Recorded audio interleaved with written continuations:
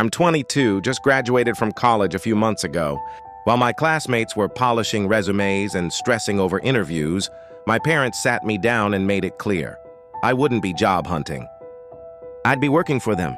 They run a massive waste management company like citywide contracts, fleet of trucks, recycling centers, the whole deal.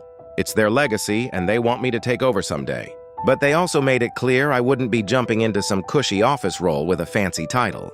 If I was going to lead the company, I had to understand it from the ground up. Fair enough. I actually respected that. So I started at the very bottom. One day I was on a truck hauling trash bins in the rain. The next I was elbow deep in recyclables at the sorting center. I never told anyone who I was. I wore the same uniform, followed the same schedule, and showed up like every other new guy.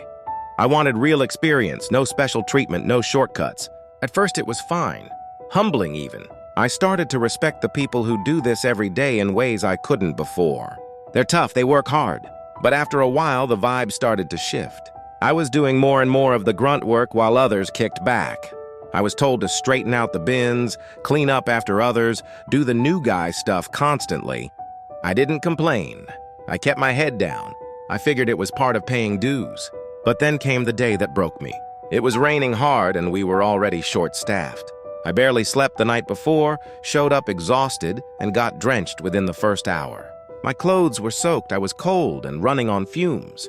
Still, I pushed through most of the shift until one of the senior guys, Ron, decided he was done. He dumped the rest of his tasks on me and said, "You're the new guy, you handle it." "I gotta leave early," I snapped. Politely but firmly, I told him no, I wasn't doing his work. I was done letting people pile on just because they outranked me. He stared at me like I'd grown a second head. Then with a smirk, he said, "Careful.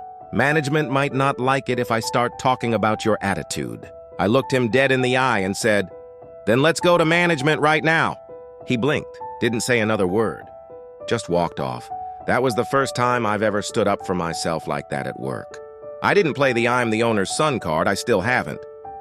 But I'm starting to realize, being the boss's kid doesn't mean I have to accept being walked over to prove I'm humble. I'm here to learn not to be everyone's personal doormat.